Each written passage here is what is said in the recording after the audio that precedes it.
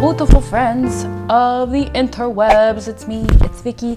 Happy October. So today I am going to be showing you guys how I made some super cute vintage inspired capelets. I think that's how you pronounce it, capelets. I made 3 of them, including this black one that I am wearing for the season of Halloween, and then one for Thanksgiving or just like general fall, and another one for Christmas, December, the holiday season. So yeah, they're so easy to make. If someone like me with my novice sewing skills can make them, I'm pretty sure you can. And if you're a sewing expert, well then, I mean, I don't even have to tell you. They're so cute and trendy, and they make a fun little accessory or addition to any outfit. So yeah, why don't we just get right into it? Okay, so for my fabrics, I went with this black sparkly mesh fabric for the Halloween capelet, and then I used a brown tartan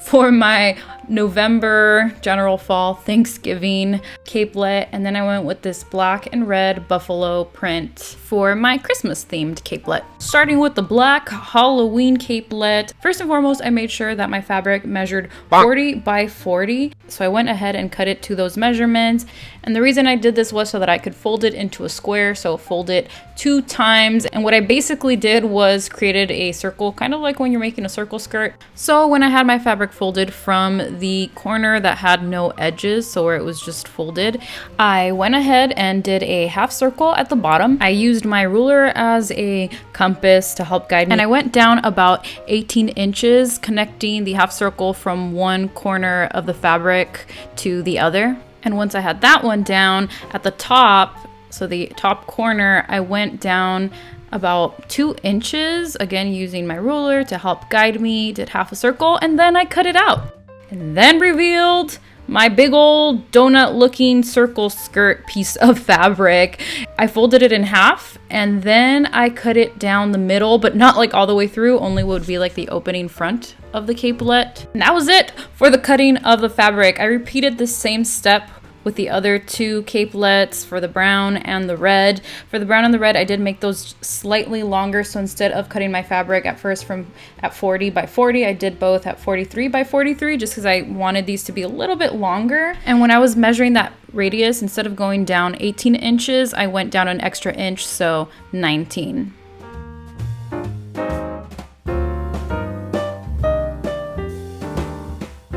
Now for the details. Going back to the black Halloween capelet, I did DIY a collar. This is by no means the right way to make a collar, pretty sure, but I just did it myself with some paper. I created my own pattern. And for this capelet, I was really inspired by the ones that Unique Vintage sells. They're really cute, but I don't want to spend like $40, $50 on one, so I decided to make mine for just a couple dollars. So they have some with collars, so I made my own collar by tracing a rectangle shape. I did it 11 inches long, leaving 1 inch to take in, and made it 3 inches wide, leaving about half an inch to take in on that end. Actually, on the outer corner of the collar, I did it a little bit wider just because I wanted it to come out pointier.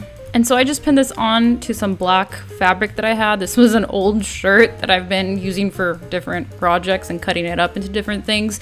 And I cut out 4 pieces with my pattern. Then I sandwiched 2 of those pieces together, sewing them, turning it inside out, and revealing one half of the collar and then the other half. So my collar was made in 2 pieces. I took the 2 collar halves and pinned them onto the capelet. So those open ends on the collar, I just attached to the half circle, the inside circle that goes around your neck on the capelet.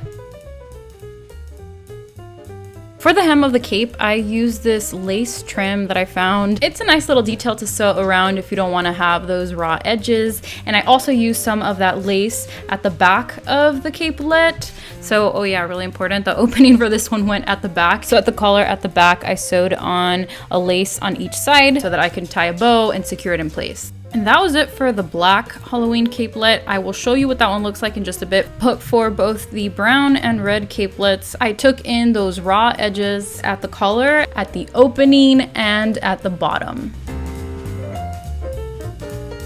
Now I didn't make these, especially the ones with the fleece fabric, I guess you would call it, flannel fabric. I didn't make these with a lining just because, well, I didn't feel like spending the extra time, quite frankly, and my skills are not all there yet. And then also it just doesn't really get too hot here in California. Like for us, 60 degrees is winter. So I didn't add any lining or anything like that to it. I'm totally fine with it, but if you want to, well, you can check out, I'm sure, other videos or information online on how to add that. I'm not the person for that.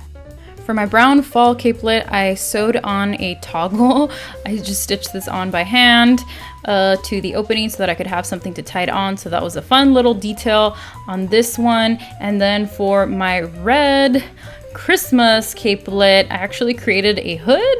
I'm not sure why I just phrased that as a question, but I created this hood by taking another hood from another sweater that I had with a hood, and I traced it on, I folded it in half, traced it on, left myself about 1 inch all around so that I could take that in for the seam. And the piece of red and black buffalo fabric that I used was folded in half, so there's 2 layers here, so each piece will be one side of the hood or the hoodie. I cut that out, ta-da, here you go, and then I ironed in the front of the hood so that you wouldn't have that raw edge, pinned in the top and back seams, and then I just sewed that together to reveal a hoodie.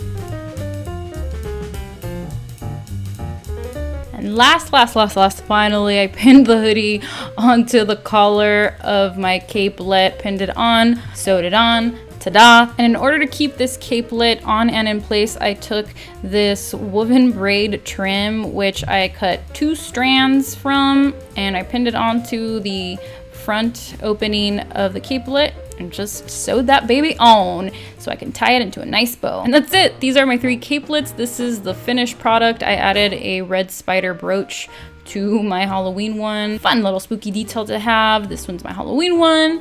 I have a Thanksgiving general fall one, and one for the Christmas time.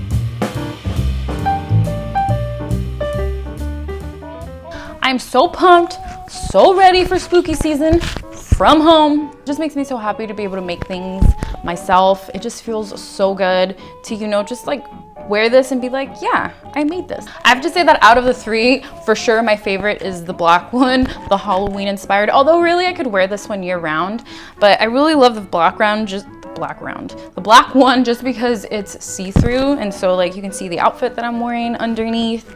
I don't know, this brown one gives me total like Sherlock vibes, which I really like as well, and I feel like it could be, you know, for other seasons, and it's a little bit more generic. And then this one, the red and black buffalo checkered print, gives me total Christmas Little Red Riding Hood vibes. I'm so proud that I was able to make a hood.